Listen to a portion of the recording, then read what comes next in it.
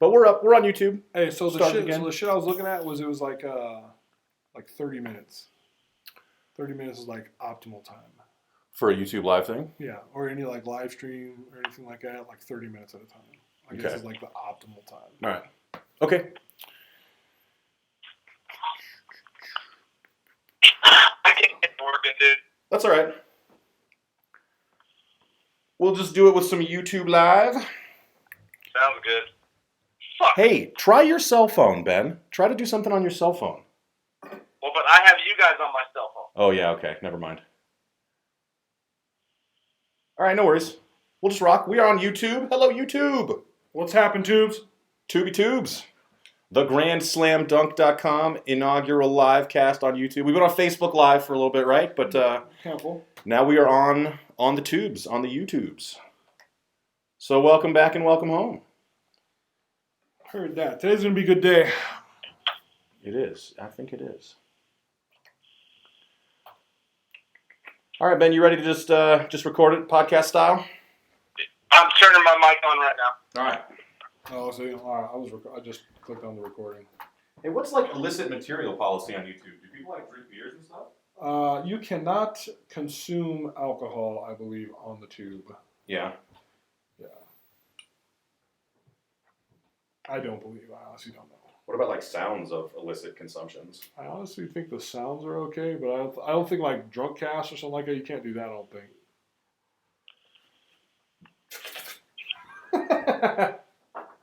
Nothing to see here. All right, I need my notebook.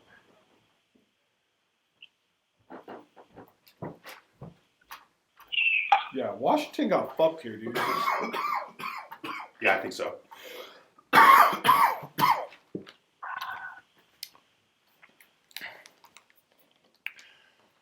All right, how we looking, Ben? I am hitting record. Hold on, let me check my levels. Check. 1, 2, 1, 2. We're good to go.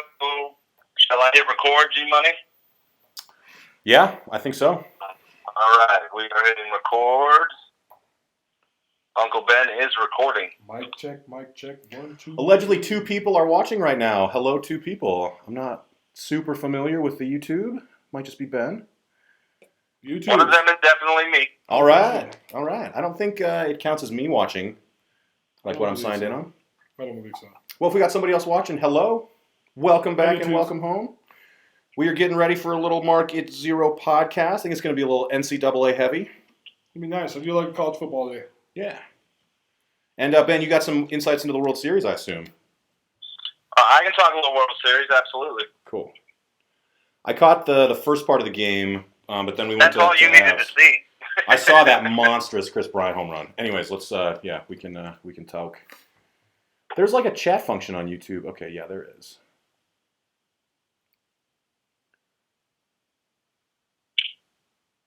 I think I got bad resolutions. Oh well.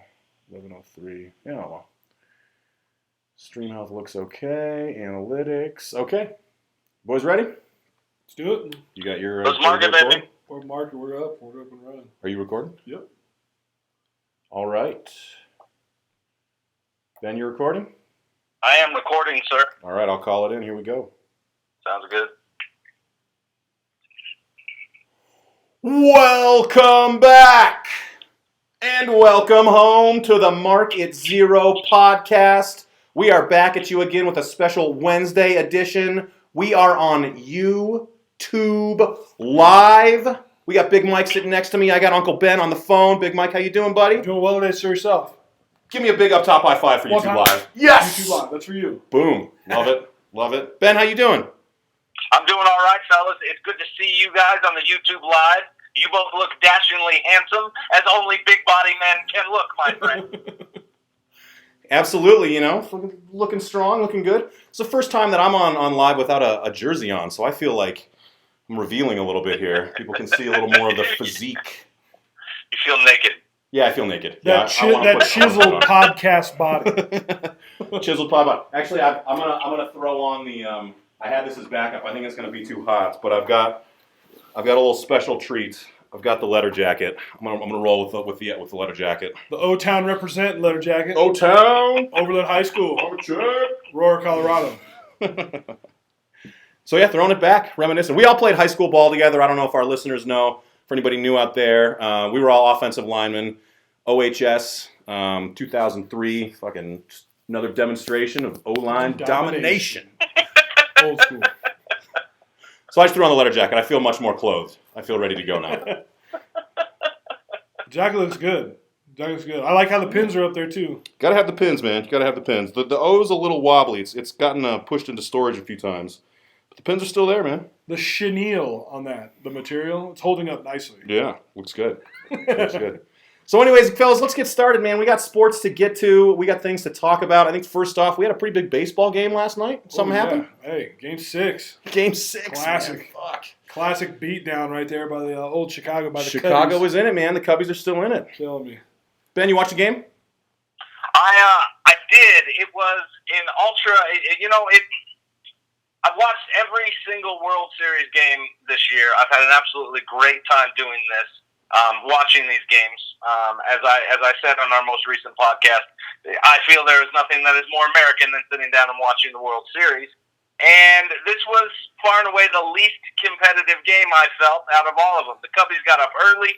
Chris Bryant hit a home run in the first inning, and next thing you know, they got runners on bases. They hit a pop fly out in the middle of the field, in the middle of center field. The Indians have a miscommunication. Next thing you know, it's 3-0. Soon after that, there was a grand slam. There was a little bit of controversy towards in the middle of the game when Aroldis Chapman came in as a middle reliever. Joe Madden's kind of taking some shit for that this morning on all these syndicated talk shows where you have a white guy and a black guy with a busty girl in the middle yelling at each other. So formula. it sets up the way I want it, G Money, Big Mike. I wanted a Game 7, and we got it tonight, my friend. Hey, the most exciting game in all of professional sports in America, Game 7, no matter what league, what sport it is. Love Game 7.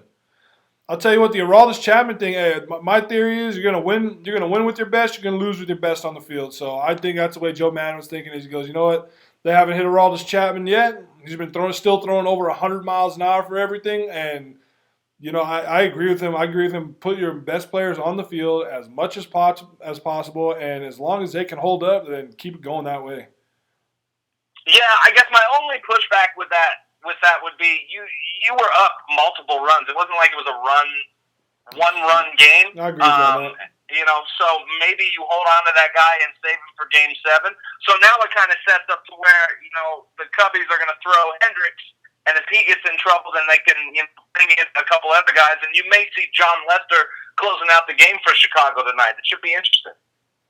I think, yeah, I agree with that, but I still think Aroldis Chapman will throw at least an inning tonight.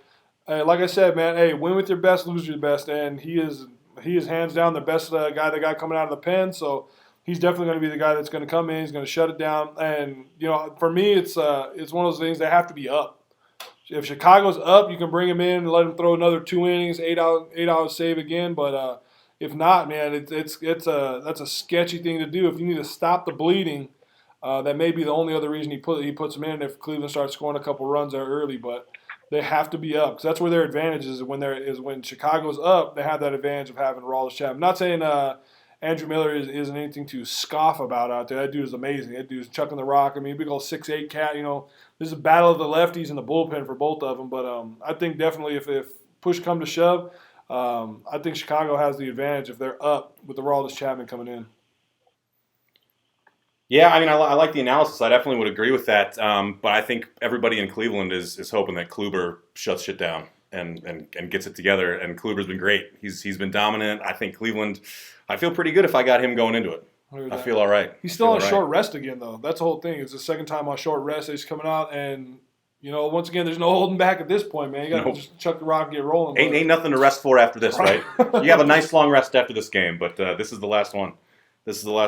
Hey, Ben, you see any run lines, any gambling stuff on this one? You know, G-Money, it's funny that you mentioned that, my friend. The run line tonight, ladies and gentlemen, boys and girls, all you wonderful Market Zero podcast enthusiasts, Facebook Live, YouTube Live, all you people, the run line tonight is the Chicago Cubs -1.5, getting plus 140. G-Money, this is the exact same run line that we had yesterday. The over-under is also the exact same that we had yesterday. It is at 7 runs. What you want, G-Money? What you thinking, my friend? I mean, it's game 7. This is the last time we're going to get to be able to gamble on baseball. What do you think, G? Man, it's tough. I really haven't had a good feel for this. We should probably give our good old friend, non-sports guy Doug a call. He's picked. We probably won't be able to get him before, but he's picked pretty well these games. I liked a low-scoring game last game, and of course that grand slam blew that out of the water. I still would lean towards lower runs in such a tight game with so many impressive arms going for both teams, especially guys in middle relief. I'd like it to go under. And other than that, I think the gut call is you go Chicago. I think they've got the momentum. I think the time is now. The curse is coming. I like them to win handily. I think you go under, but I think that you take Chicago on the runs with that plus 140. I'm definitely taking under. I'm taking under in the runs. Like you said, I just think this is going to be now that Chicago's coming up. They're swinging the bat better. They're not getting fooled by pitches. I think that's a huge part of it, but I'm taking under. There's no reason to leave a pitcher in at this point to just eat up innings. You have your entire bullpen. You have every pitcher on the mound that you can throw out there available to you. So I'm taking under for sure in the 7 runs. I'm taking way under.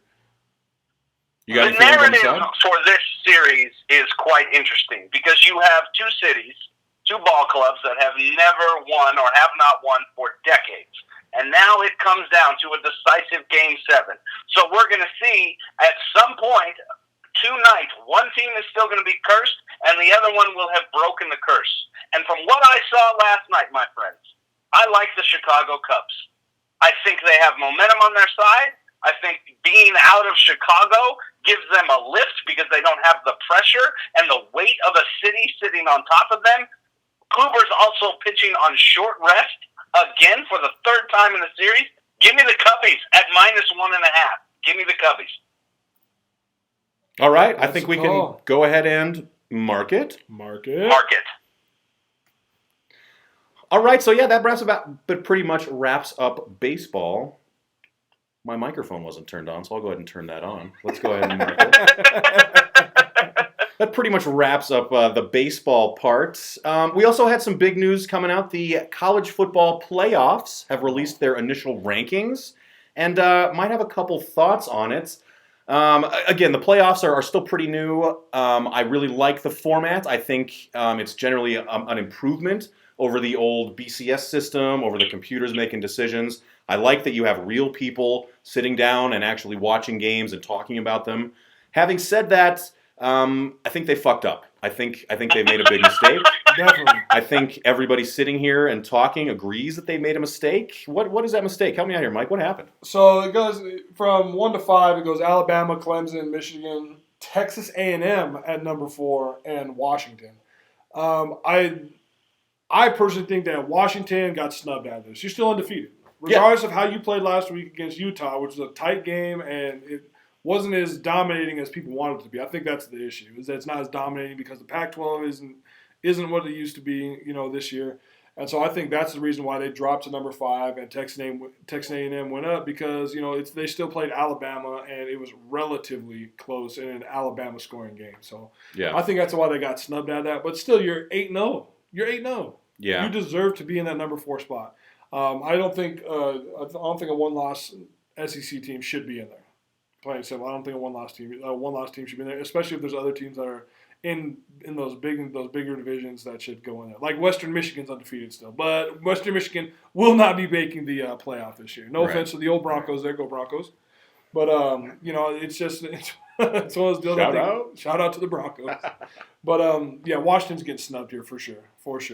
Yeah, what is the committee actually saying here that they, if the playoffs happened right now, they would put in 2 SEC teams, a one-loss SEC team? I mean, you'd think you'd get some of the bias out of it and some of the craziness, but this just seems like, why would you put a one-loss team in over Washington?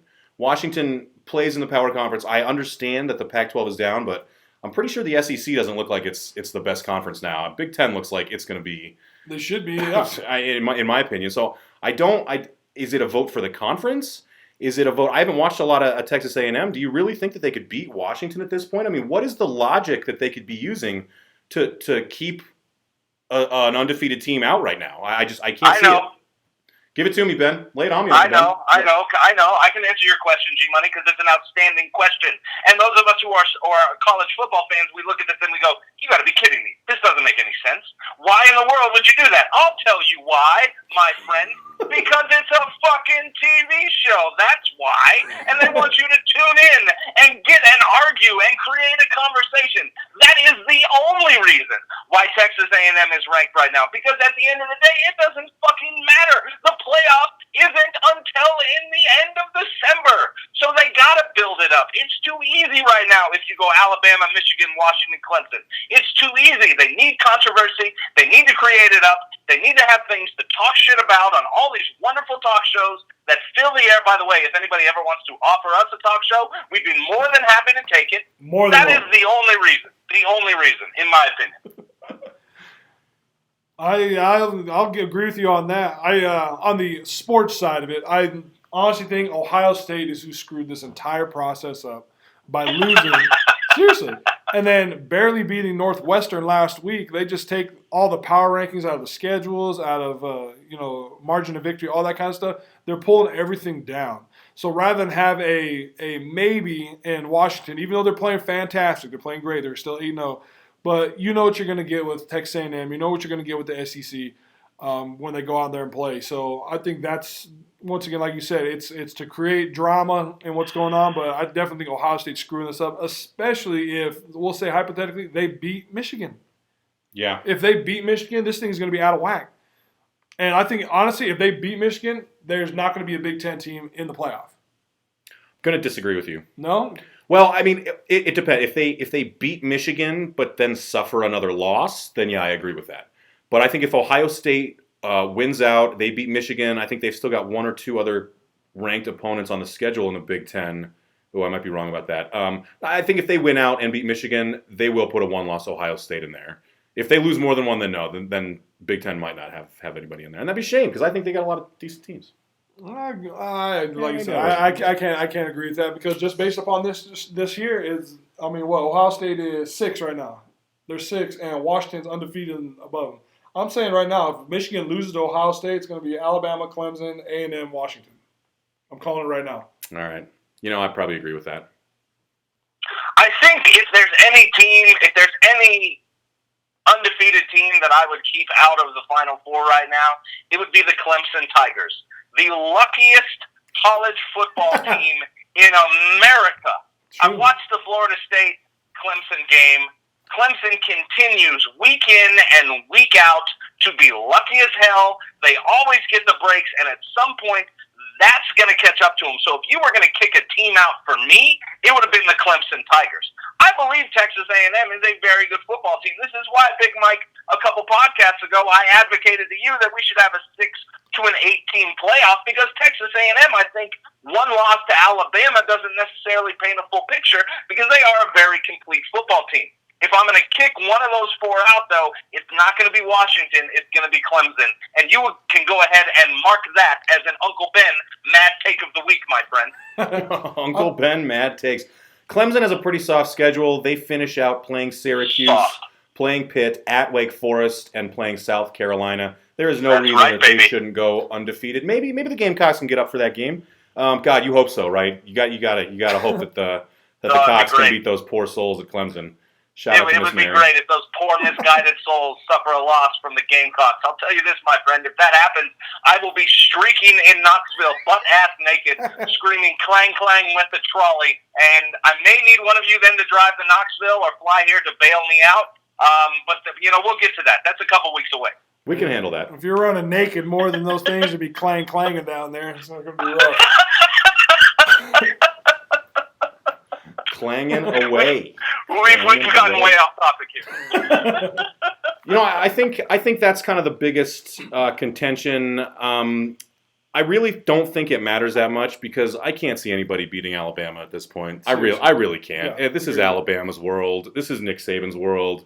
A&M had a shot. I felt like wasn't a blowout, but they were never in the game. And I want to rep the Pac-12, and I want to go West Coast. I don't think Washington can play with them. No. I think maybe Jim Harbaugh's crazy enough to come up with a game plan that throws off Nick Saban, but that's the only scenario I see of anybody getting close to Bama. And that's purely on scheme. Last week I watched that Michigan game, and I'll tell you what, the team speed that Alabama brings is unreal compared to anybody else in the country.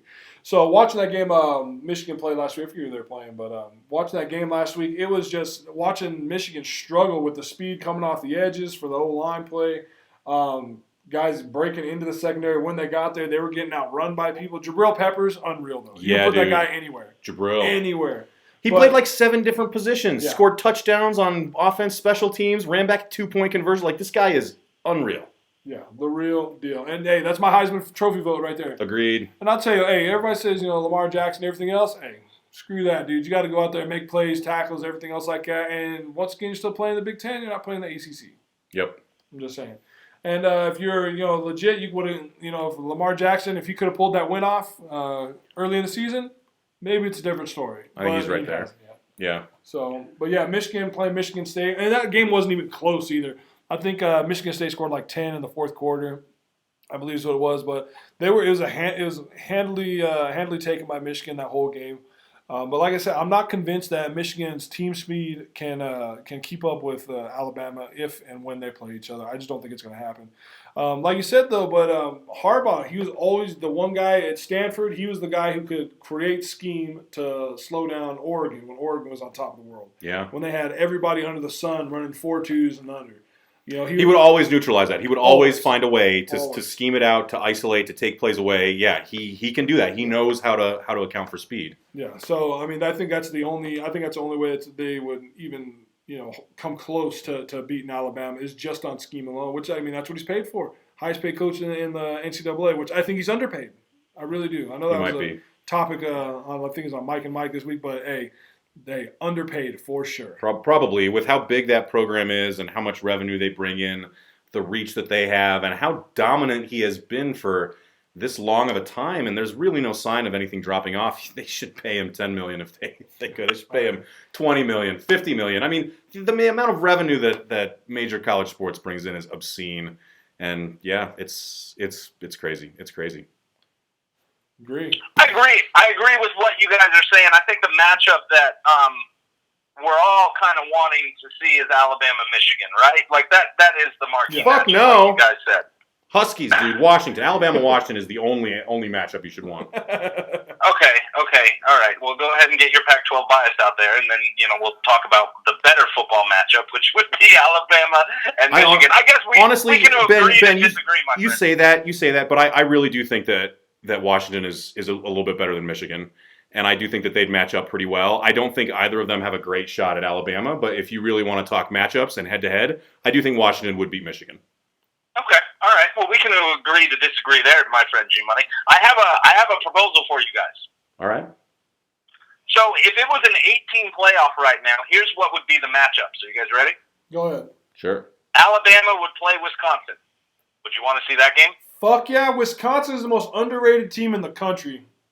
Hands down. I would like to see that. I love Wisconsin. I would like to see that. I think that would be a good game at the top of the bracket. Okay, at the bottom of the bracket, number 2, you would have Clemson and Louisville, a rematch. Rematch. What do you guys think? Love it. I think that would be great. Yeah. Okay. Then you would have Michigan, Ohio State. To be seen. Good game. Okay.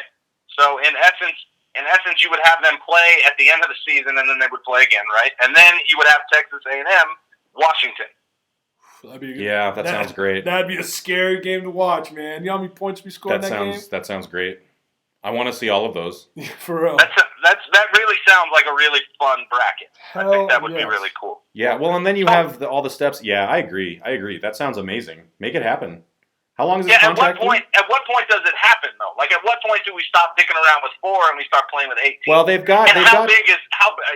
first question, when does this happen? And second of all, how big is it going to get? Because at some point, you don't want, a 16. I mean, you don't want a 16 team bracket. Do you like 8 is a good number? I feel like I think eight's a good number. I think what you were talking about the other day about the 10 game or the 10 team and then the 2-game play-in. I think that's a great idea. I love the way that sounds. Because like you said, if we go with those two, the 3 teams that could be playing there would be Auburn, Nebraska, Florida, and maybe even Penn State for that 4th team that could maybe vie for those last 2 spots in there for those playing games. I think if we have the 10-team playoff.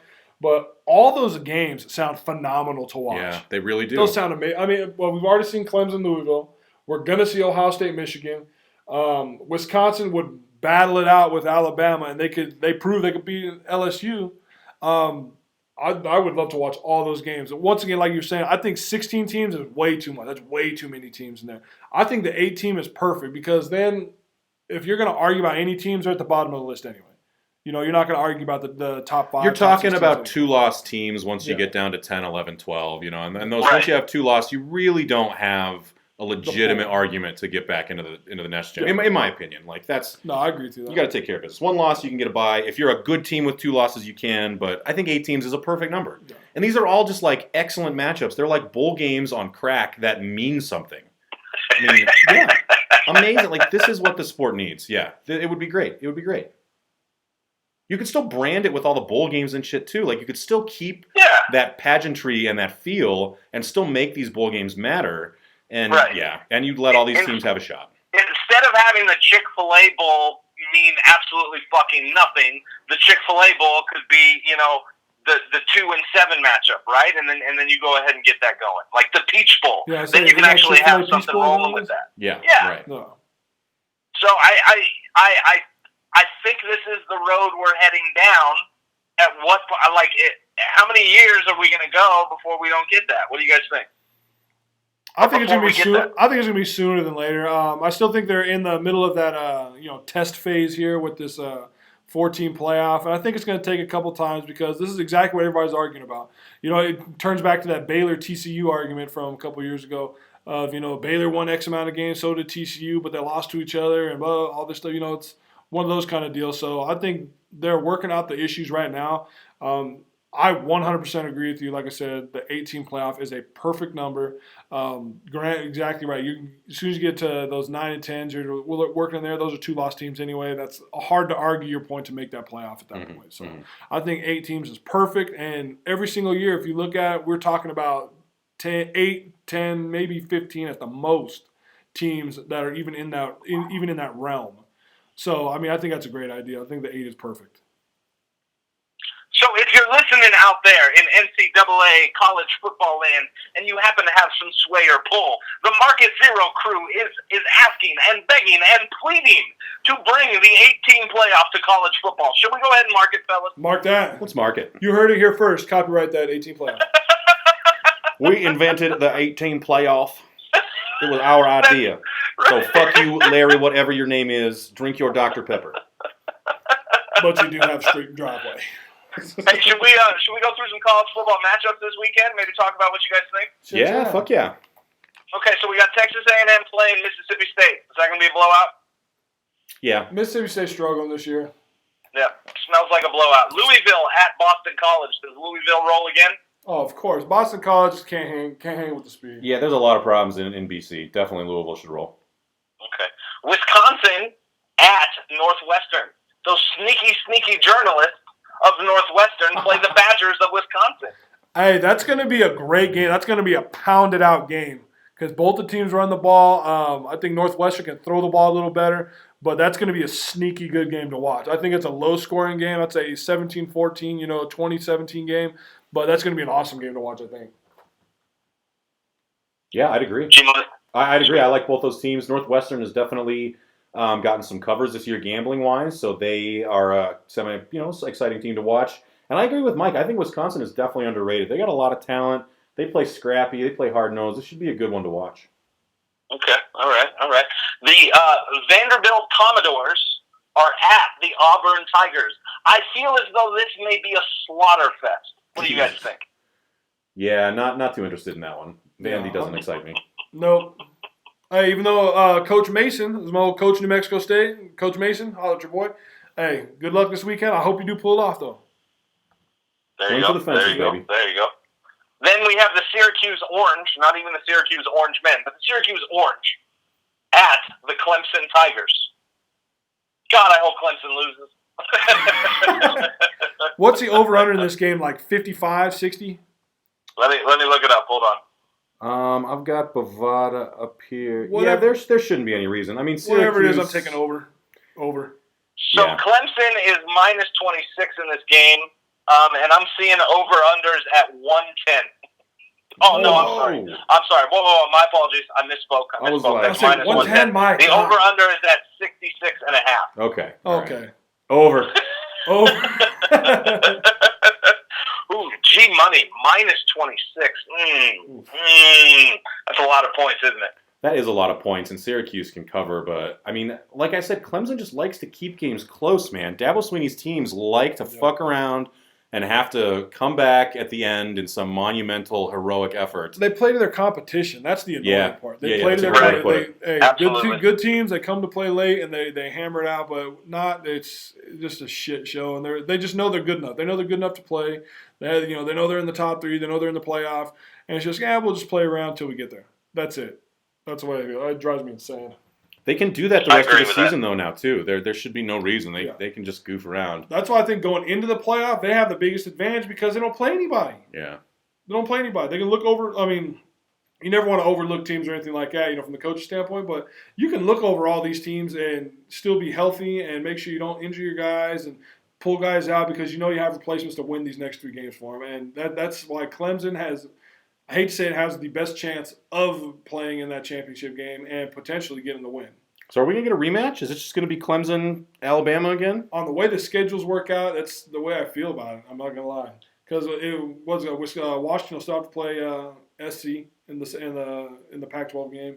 Who was the other one? A&M. A&M's already lost to Alabama if that's who they go in there. So, I don't know. I think everybody's going to be beat up minus Clemson going into that game. Going into those games. I could see that. Hey, Ben, I got a game on my radar. You want to hear? And they crept up pretty high in the rankings. Hometown University of Colorado CU Buffaloes. They are ranked 15th in the nation in the college playoff poll. They are a double-digit favorite against UCLA, against perennial Pac-12 stalwart mainstay UCLA. I mean, this is kind of a turning point, man. I feel like if Colorado really handles business, they have taken care of some big-name Pac-12 schools. I feel like they finally are finding their footing in the conference a bit. They've got a program there. They've got some players. I mean, double-digit favorites. Who would have thought? Who would have thought the Buffaloes? Hey, college football is always better when CU is good. Go ahead, Big Mike. Go ahead, man. I just want to say college football is always better when CU is good, baby. It has been a while, hasn't it? Like, I remember growing up, CU was always competitive. You had the Bill McCartney teams. Yeah. Then you had the Rick Neuheisel teams who ran fake punts on Grant's Oregon Ducks. Fuck Rick Neuheisel. Rick Neuheisel is a terrible person. He left CU high and dry. He fucked over Washington for a decade. That guy is an awful, awful human being. He can go fuck himself. Hey, but all he does is New get wins, Weasel. baby. Slick Rick's my man. New Weasel. Hey, awful Slick person. Rick. Awful person. It's better for the state of Colorado that actually has good football in it, and we know that because we've lived there. And Big Mike, you were someone who should have been offered a scholarship at CU. Josh Agreed. Day, another friend of ours who happened to play offensive line, should have been offered. CU's done this thing where they haven't exactly recruited the state, and now they're finally doing that, and you reap what you sow. If you protect your own border, you're going to have a better squad. Their best running back right now, Big Mike, we coached against him. Lindsey. He was a kid who ran it south. That dude was phenomenal. Hey, unreal. Unreal. And he's proven he's killing it this year. I'll tell you, go ahead. I like that CU is back in it. I'm not necessarily a Buffalo fan. If I have to pick, I'm going to root for the CSU Rams, just because I've always liked the feeling out of Fort Collins. But it is good for the state of Colorado and football out in Colorado that the Buffs are back in the top 25. Give me the Buffaloes over Greg Sterrick's UCLA Bruins. Give it to me, and give it to me now, my friend. I'll tell you what, CU, their only 2 losses are against Michigan and USC this year. And that Michigan game, until Sefo Lufau got hurt, was a close game. They looked in control in the first half. We were sitting at a bar watching my Ducks piss away a game, and they look good. Cepho looked fine. I thought they were going to give Michigan a great game, and that final score did not dictate what it really was. That 45-28 was not even how close the game was. Yeah. That was a great game. The CU was killing it. And then they played USC 21-17, which is, I believe, is the closest margin of loss they've had against USC in years. Yeah. Years. But they were the same thing. They were coming out. Still got the new cat down there from El Paso, Texas. New cat out there still chucking the rock around a little bit for them and when they lost. But that was still a great game, though.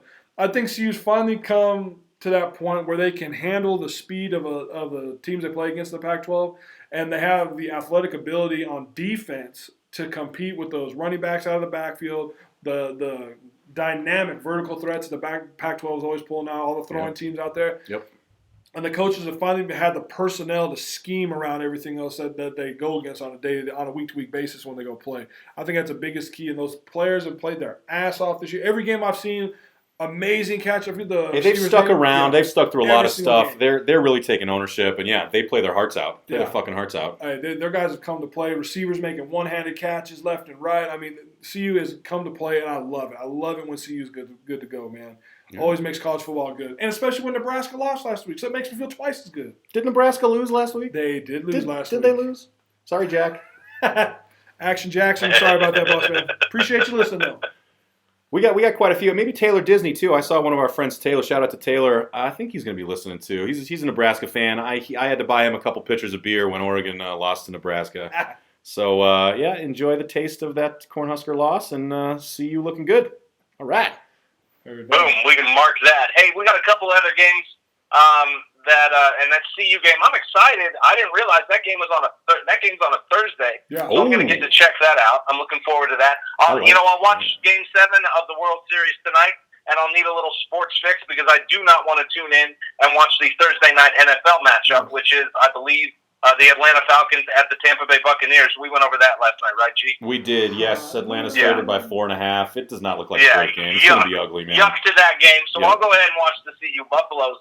We do have an annual SEC matchup. I would offend all my Southern brethren out here if I didn't talk about the big SEC matchup this weekend, which is number 1 Alabama traveling down into the Bayou to play the LSU Tigers. This is always a marquee game for college football. What do you guys think? Does Alabama roll, or do the Tigers happen to upset everything that is going on in college football? Hey, let's go with the big O. Come on, Orgeron. Fucking get it done. Coach O. LSU's always had talent. And that was what was so mystifying about Les Miles is him underperforming. You got 5, 6, 7 first-round NFL draft picks every fucking year. First or second rounders, it seems like. They have the talent. They just couldn't get schemed together. Ed Orgeron, we saw it at USC with him taking over as an interim coach. Huge. He knows how to rally the troops. He knows how to get his boys jacked up. They got a puncher's chance, man. I mean, we just got done talking about how dominant Alabama is, and they shouldn't lose this game. They really shouldn't. But like I said, LSU has talent, and Orgeron can get them fired up. So you got to watch out. You've got to watch out for the Tigers. It's a red-letter game for Alabama and LSU. And if LSU can salvage anything from this season, it would be to upset Alabama. All they have to do is beat Alabama. Season, right? That's all they have to do. They're going to get – Alabama's going to get LSU's best. The question that you have to weigh is, does Alabama just have too much firepower? Whenever somebody gets hurt for Alabama, they just roll the next guy in. It's seriously like they have a Madden team that was created, and they have depth for days. One guy's down, next man up, and there's no drop-off. Alabama is favored on the road right here, G, at -8 with an over-under at 45. I don't know if LSU can score that many points, to be honest. Yeah. Here's like we were just talking about. We said it in a couple pods earlier at the beginning of the season is my issue with LSU has always been they have never had a quarterback. Say what you want about Jamarcus Russell, but and I have. But they have never had a quarterback that could lead them in. Les Miles deal, let's run double tight and hammer the ball on 3rd and 6. All right, next time on 3rd and 6, let's bring another 3 tight ends in and hammer the ball and, 3 yards in a cloud of dust. Fournette, kid's amazing, monster out there, but he got shut down so bad last year by Alabama. They knew exactly what they were running. You're going to run ISO, counter, stretch, power. As soon as Les Miles, got fired, their offense expanded, throwing the ball more. They had the 2 quarterback system there for a while. They got the young kid in there right now. He's throwing, That's right. And so he's doing good. All he's throwing though are intermediate passes and stuff like that. He hasn't really tried to stretch the field with the athletes they have out there, and that's what he's going to have to do. He's going to have to stretch the defense out, be able to try to take the top. And here's the deal: I think for LSU, their defense is good enough that the guy can throw a pick or two just to keep stretching the ball down the field, just to keep Alabama's offense or defense honest. So you'd like to see him take extra risks just to keep that defense on their heels. At this point, what do you have to lose in the season? Your head coach got fired. That's true. Orgeron is risk taker. True. Last year, risk taker. That's right. Hey, fuck it. What else? You're going to be on national TV, one of the biggest games the SEC every year has. Fuck it. Go for broke. You know what I mean? Yeah. Let the ball loose. Air it out. Get Fournette out in space and let him hammer the ball a little bit. And same thing, Alabama. Their quarterback is still a youngster too. He's a freshman. So he's still a youngster out there. He still makes his bonehead mistakes out there. That's right. I think you can get to young quarterbacks. You can rattle them. You hit them around. You can get them to force a mistake. Yeah, absolutely. And the physicality LSU plays against Alabama every year is second to none. Nobody plays this physical ball with LSU with Alabama that LSU does. They ain't scared of them. A lot of teams sometimes have a bit of a mystique, and that won't be present. And that's because LSU knows they can beat them. Everybody thinks they can beat them. LSU knows they can beat them. And I think with the offense expanding and a young quarterback for Alabama, I think this is going to be an awesome game. You know me, I'm an upset guy. I'm going to take LSU right now. I'm taking the Bayou. I'm saying it's going to be a 2-point win. I'm taking 2.5. Take 3-point win, 2.5 for LSU. All right, Big Mike drops it with the pick. Love it. Hashtag Big Mike drop. Grand Slam Dunk pick of the week. College style. Market. Hey, I think that pretty well covers most of the NCAA stuff. Again, we've gone through a lot of the gambling lines and gave a lot of predictions for NFL, for professional football. So go ahead and check that out at thegrandslamdunk.com. You can also find the Market Zero on iTunes, on SoundCloud. Check us out on Facebook if you want a little more insight and advice on some of the more professional stuff. But we can talk a little more about that now. Mike, you got any thoughts about NFL? Benny boy. I first want to say, just win. 2, I'm going to say Raider Nation. 3, the Donkey and the Bronco Nation around the state of Colorado. I hope everybody in this neighborhood right now in our studio can hear me say, Raider Nation with the win this week. Raider Nation. Go get it. Hey, the Raiders are going to come out. Derek Carr has been throwing the ball fantastic. The only issue is, once again, like we said every week, Raiders' defense is horrendous. They're atrocious. So I think Trevor Siemian's going to be able to throw it. But with C.J. Anderson out, Trevor Siemian's going to have to throw the ball. And that actually, C.J. Anderson being hurt may actually be a benefit for the Broncos, forcing them to throw the ball more. So that's one thing I am a little concerned about. But definitely, I think, go ahead, put that up. Go ahead and keep making your case, and then I'll tell you why you're wrong. Go ahead. As always. But but like I said, I think that C.J. Anderson being hurt is actually a benefit for the Broncos. Like I said, Simeon's going to have to throw the ball, and I mean, to be honest, Emmanuel Sanders, he can outrun anybody on the field. So I think Trevor Siemian's smart enough. He's going to keep himself out of bad plays. It's going to be a good game. I love the Raider Nation. I want the Raider Nation to win. Derek Carr is on fire right now. I just hope that MVP candidate Derek Carr. We both agreed, MVP candidate. Yeah, I just hope that defense can get a stop in the game. If the Raiders can get a stop, it's going to be a good game. Okay, all right. Well, I'm glad you got all that out, and I'm glad you're yelling at the Pittsburgh Steelers fan of the Market Zero show as opposed to the Denver Bronco fan who is sitting next to your right here. But let me go ahead and explain to you why. All right, hold on. Let's get Grant's thoughts on this first. Hold on. Why you as a Raider Nation fan should be a little nervous, okay? All right, let me just run through the Raiders' schedule so far, okay? They beat the Saints. They lost to the Falcons. They beat the Titans. They beat the Ravens by 1. They beat the Chargers, a good football team. They lost to the Kansas City Chiefs. They beat the Jaguars, and they beat the Buccaneers. In nowhere in that schedule have I seen, or do I see, the type of defense that the Oakland Raiders are going to play this weekend. You've got Hakeem Talib. You've got Chris Harris. You've got Brandon Marshall, and then you have a guy who doesn't get a lot of pub on the national shows, and I'm quite surprised about this, in Von Miller. You've got DeMarcus Ware chasing him down. Derek Carr has never seen a defense like this before. So, as I will go ahead and stick with my pick like I had last week, or like I did on our Market NFL show earlier this week. I like the Donkeys, my friend. I think this is the marquee matchup in the NFL this week. I think it's going to be a great game. You will know, and you will know. And Big Mike, I will buy you Chipotle.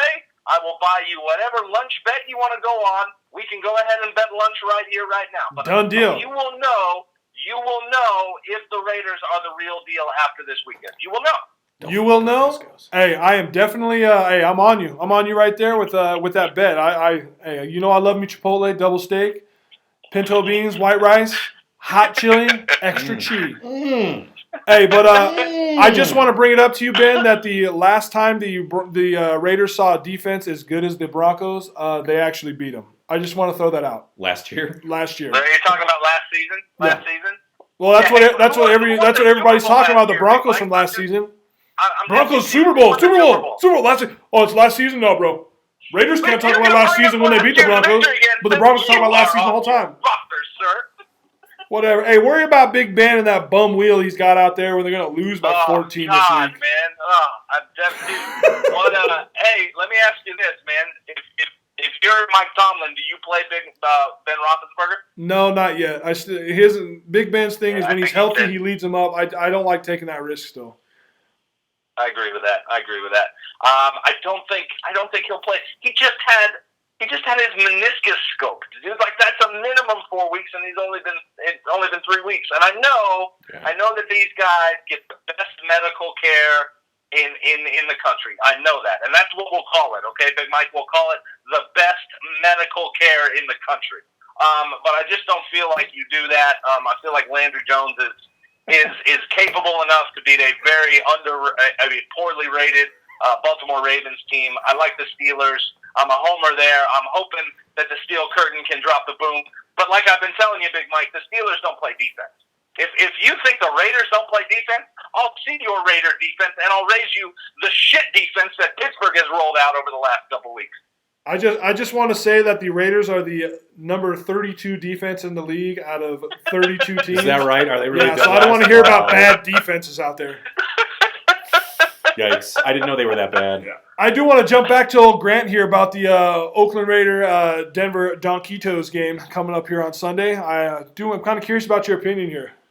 Well, I worry about, Ben mentioned he rattled off a couple players, and two of those players did not play this week. I worry about Aqib Talib. I worry about Brandon Marshall, their health. And I still, like, the cornerbacks are good, but I still worry. I don't think this defense is what it was last year. I think they are reliant on scoring a defensive touchdown to win. And I think Derek Carr has been pretty safe with the ball. So unless they can force a turnover, I don't see Denver winning in the black hole.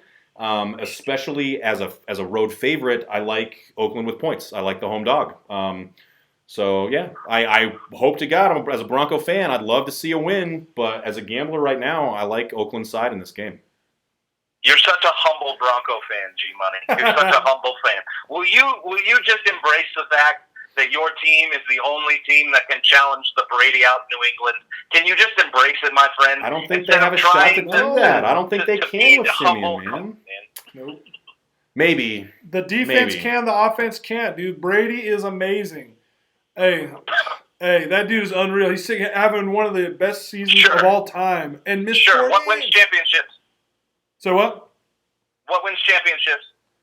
Defense. Thank you. You can go ahead and mark it. Hey, Ben, you know what Denver's defense struggles the most against? It's straight up passes against tight ends and running backs across the middle. And you know what New England's offense is based around?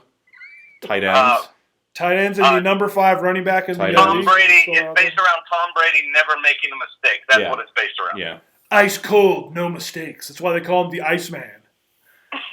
I still think that only works in Denver. I don't think that they get the pressure and force Brady to make mistakes in New England. So I don't think that they have a chance. Okay. It's not the same. It's not the same defense. There's more injuries this year. The presence inside, like I said, Malik Jackson's huge for for the Donkeys last year, and him not being there. Granted, Derek Wolf and the other youngster dude in there who's in there now, they've been doing a good job. They've been doing great. But sorry, me and Grant communicating here. It's the speaker. Yeah. Don't hit the microphone. But what are you talking about? Don't hit the mic. But it's not the same defense. I think I literally don't think anybody's going to challenge the New England. I mean, I don't want to give it to them right away, right now, but I don't think anybody's going to challenge New England for to win the Super Bowl this year. I just don't see it anywhere else. The great thing about all this, fellas, is that is why they play the game. That's so true. we will learn more this weekend, especially. We're going to learn a lot in the Denver-Oakland game. I'm excited for this game. No, take the shit talking aside with you guys. Denver-Oakland hasn't felt like a meaningful football game in a long time, and that is one of the classic rivalries in the NFL. That is true, definitely true. I'm terrified. Grant is terrified. Grant, did you just take a shot in your arm? I see that on YouTube Live. Yeah. That was the good medicine. That's the good medicine that Roethlisberger gets. Gotcha. Good medicine. Hey, how's the stream looking, man? I keep getting things that it's choppy and the stream health is not good. Is it bouncing around or is it okay? You guys have looked fantastic. Awesome. Absolutely fantastic. Well, I wish I was there with you guys. I really miss you. One day soon, my friend. One day soon. Miss Don't you too, worry. bro. We miss you too. Miss you too, bro. Fellas, we got anything else we need to talk about? I think that might just wrap it up for this edition of the Market Zero podcast. I don't have too much else going on. I'm good to go. All right. Hey, if you happen to be a fan of the show and you like listening to us, make sure you follow us on Twitter at the Grand Slam Dunk No You. You can also check us out on Facebook, facebook.com/Market Zero Podcast, or facebook.com/TheGrandSlamDunk.com. We've got YouTube Live finally up and rolling. We've been kicking ass with that, so make sure you check us out on YouTube. Also, listen to us on SoundCloud, iTunes, however you jack in, jack off. Wait, I'm sorry, I didn't mean that. Hold on, what I meant was, whoa. What I meant was, is however you happen to listen to us, please keep it up, liking our pages. We really appreciate it. And make sure to check out the GrandSlamDunk.com tomorrow for our second quarter of the NFL Roundtable Rankings. Looking forward to putting that together, right? Yeah, absolutely. Should be good stuff. As always, thank you to the brilliant Ross Palmer for the opening music. You, Craig, G-Money, Big Mike, Uncle Ben right here. Fellas, take us out, my friend. It's been real. It's been fun. Let's go ahead and market. Market. Market.